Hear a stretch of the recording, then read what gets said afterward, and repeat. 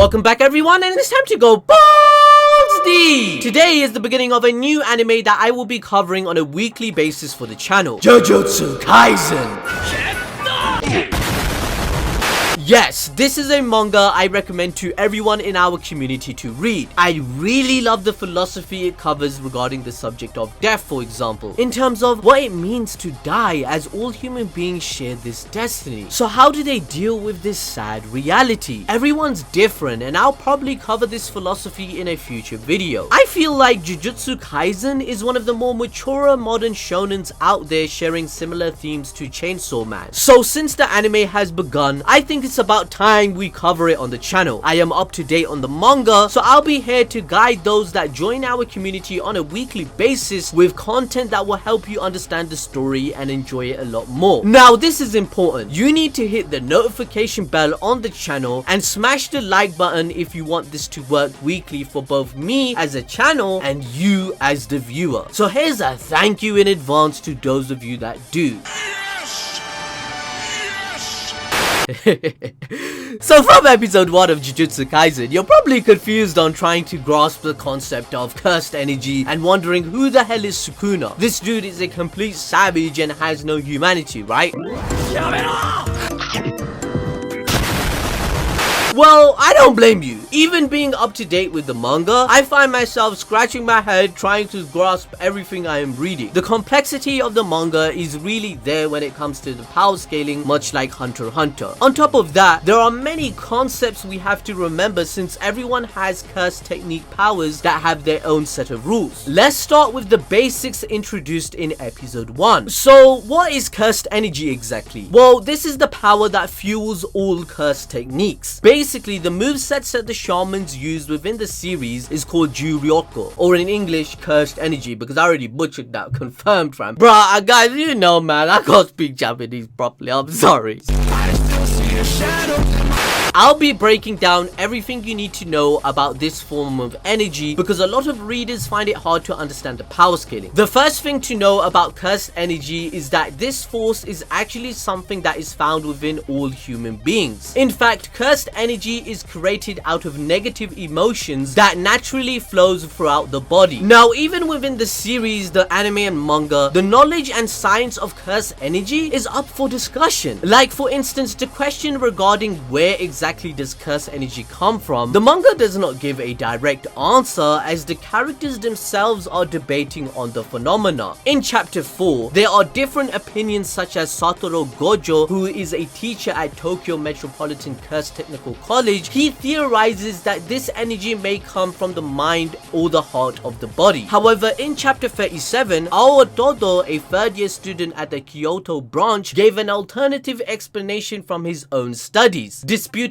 that negative emotions such as anger can come from the mind and people exist in world with their entire bodies and souls, insinuating that cursed energy is created from a person's entire being rather than one specific point. However, at the end of the day, all characters believe in the general consensus that the negative emotions are coming from people's stomachs. Yes, like from their gut. For instance, have you ever wondered why hunger can make some people cranky? Well, in the formulation of Jujutsu Kaisen, it could be because of cursed energy originating from this point per se. So regardless of where this energy is specifically generated, the point is that pretty much every human being can output it in some form, right? However, Toji Fujigoro so far is the only exceptional character, as he was actually invisible to shamans because of this unique trait of not releasing cursed energy. But I won't go into super detail about that in this video just now. Now, even though pretty much every human has cursed energy, normal humans cannot actually control the flow of this energy, and as a result, they are continuously leaking this cursed energy, which in effect creates the cursed spirits. These cursed spirits are actual creatures that can harm the humans, and one of the main targets for our shamans that we see in the series. So think about it like this: when humans think of negative thoughts about something from hatred, fear, or jealousy, they they produce curse energy, which then leaks outside of their bodies, producing these evil creatures. These cursed spirits also feed off negative feelings from all people, and the more cursed energy that is created in turn, it will make the spirit even stronger. If the spirit is more stronger, they are allowed to speak. For example, some spirits can't talk, so they are low ranked. This energy could be even stored by the shamans or the cursed spirits over the years, so it can be used later on to power up their techniques. For example, Mahito, who is a cursed spirit, at around chapter 82, in this fight, he says he will not worry to utilize a lot of his stored up curse energy here because the month of October is coming up, which is Halloween, and on Halloween he can recharge all of his power pretty easily. A cursed spirit is born when people have strong negative feelings, hatred for other humans, or even fear itself could bring rise to these spirits. For example, curses can form as a result of someone's fear of the ocean, the forest, and the earth, as well as by deities of certain areas. They tend to form in areas where people have a lot of memories. Now, I don't want to compare this anime, but it's not too different from the concept of deities in Noragami. The more you believe or feel something, the more energy you will essentially give it. Now, a quick note is that when a large amount of curse energy gathers, a curse object like a talisman can also be made. For example, Itadori in episode 1, Sukuna's fingers is a cursed object. So this is where we come to shamans or sorcerers, who are basically humans who can control their flow of cursed energy, collecting it, ultimately allowing them to utilize this energy to perform jutsu to then fight these creatures and expel them. Now, controlling this cursed energy isn't as easy as it sounds, as the shamans have to control their emotions. For example, if a shaman lets their anger overflow, then they will very quickly use up their stored energy. But effectively, shaman can utilize their control of curse energy to pretty much propel them and give them a fighting chance against these cursed spirits. There are also more to shamans than just controlling their energy, however. As explained in chapter 19, an average or above skilled shaman can at least see the residue of cursed energy in addition to seeing cursed spirits, where normal humans can't actually even see spirits, right? In chapter 49, Aotodo explained that the high-grade shamans can sense the cursed energy as if they can taste it. This helps them get a better understanding of their own and others' curse energy and curse technique. Much like how you see in Naruto, where certain people have a certain chakra nature, you can detect it. Sasuke was quite cold, Naruto is quite warm. So this same concept applies in Jujutsu Kaisen, where everyone has a unique cursed energy trait. However, to stop them from being traced, shamans can hide their residual traces to prevent them being followed or tracked, as shown in chapter 73. They can also read the flow of cursed energy in another person's body, which helps them track down any potential spirits, but this cursed energy also affects the perception of the individual to the shaman, as it is implied that there is an identifiable difference between the cursed energy present in shamans, civilians, and the cursed energy that makes up the cursed spirits, as explained in chapter 36 and 68. Amongst the shaman, they built a registry of cursed energy which identifies their respective users. Basically, if the user is registered, they can be identified based upon their energy. This also means that cursed energy is unique to that individual. But coming to Jujutsu sorcerers, who are users of Jujutsu sorcery aligned with Jujutsu High, they generally possess cursed energy. All official Jujutsu sorcerers are trained and registered through Jujutsu High. As you will see in the anime, itadori will join Jujutsu High. These sorcerers have a stigma of being crazy since it's one of the job requirements, by the way, because sorcerers must detach themselves from normal life due to all the crazy spirit shit, the murder stuff, and the inhumane activities that they will experience on the job. I mean, have you seen the stuff in episode 1? You're thinking that's bad. Wait till Mahito shows up, fam. Sorcerers end up having a hard time having sympathy for others as a result on the job, which makes them have a nihilistic view of the world. This is why the main character throughout the anime and manga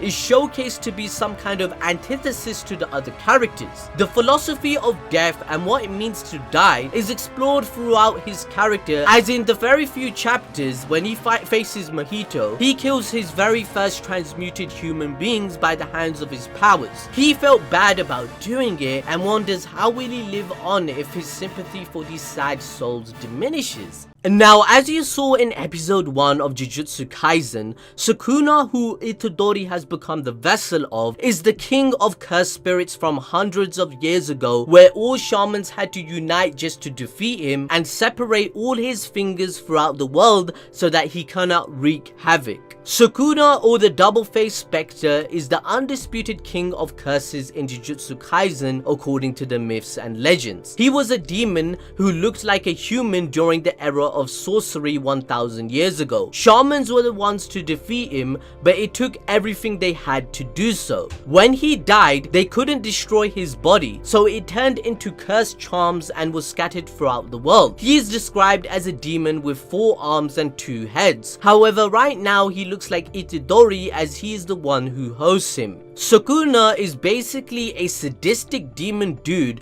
who likes to see others suffer. He is a greedy control freak who doesn't give a shit about what happens because of his actions. When you see in the anime in the future, he even manipulates his host Itadori as he makes a deal with him that he doesn't even know he's made. But I do have to reiterate it that cursed spirits, they are made of cursed energy. So because of this, normal humans cannot perceive cursed spirits, but there are special conditions where regular humans, if they put in a life or death situation, they can see them, or if the cursed energy is too much, they can feel the pressure. So what this means is that you can't just bring a gun to a fight with a curse, as you can only hurt a curse with another cursed energy, right? So this means cursed spirits can only be exercised by using a form of the energy. If a curse is too powerful, like Sukuna, if you want to exercise him and seal him away, you have to use talismans or charms. Curses tend to linger to their point of origin, and the spirits have varying levels of intelligence. Powerful curses are bipedal like humans and are intelligent enough to hold a normal conversations. There are 5 levels of curses, grade 4 being the lowest,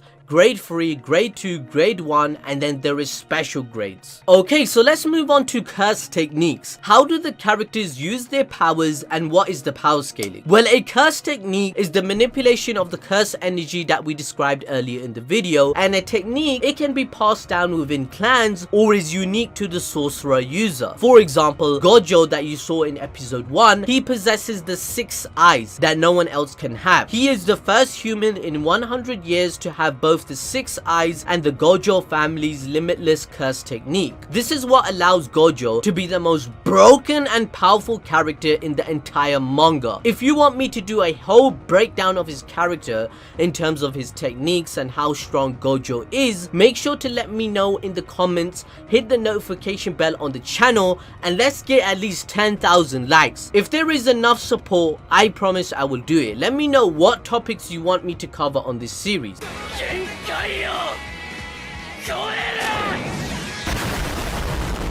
So, if you didn't know this already, there is a prequel to Jujutsu Kaisen the manga. This is known as Tokyo Metropolitan Curse Technical School Volume 0, right? And in the first 2 chapters, it is described to us that there are as many curse techniques as there are sorcerers. Now, this prequel is 100% canon. So, in the manga, in chapter 12, curse energy is described to be volatile in its raw form, just like electricity is in real life. However, it can be manipulated to be incredibly useful, just as electricity can be through applying it to devices. The power scaling is complex and great because, for example, in chapter 75, it's described that family techniques have both the benefit of having a manual to them, as they are passed down throughout the generations that allows people to train and perfect these techniques, but the flaw to this practice is that the other shamans or spirits will know about them and how to counter it. It will put you at a disadvantage in a fight if you are not too careful. Curse techniques vary a lot in substance, and their form depends on the sorcerer. They differ in creation of objects to infuse curse energy into things such as words or even dolls. You can even manipulate space itself with a curse technique, like we saw in chapter 14 with Gojo teleporting Itadori to fight with the spirit. It is explained to us in the manga that sorcerers manifest their techniques when they are around 4 to 6 6 years old. Jujutsu techniques are the type of abilities that someone has. Jujutsu are unique to every person and hereditary by nature. For example, in Naruto, you would describe this as a Kekkei Genkai, right? For example, Megumi's shadow technique is unique to the character. These are techniques that were given at birth. Gojo says that curse techniques are determined at birth, but its power is controlled by the user's imagination. It depends on the person on what they want to do with their cursed energy and powers. So that's the introduction to the series. You now understand what cursed energy is, who is Sukuna, what are cursed spirits, and it's a good introduction. Make sure to smash the like button and the notification button on the channel. Let me know what other topics you want us to cover in the comment section below, because I would definitely do them. And thank you for supporting and joining us as always. Bye bye.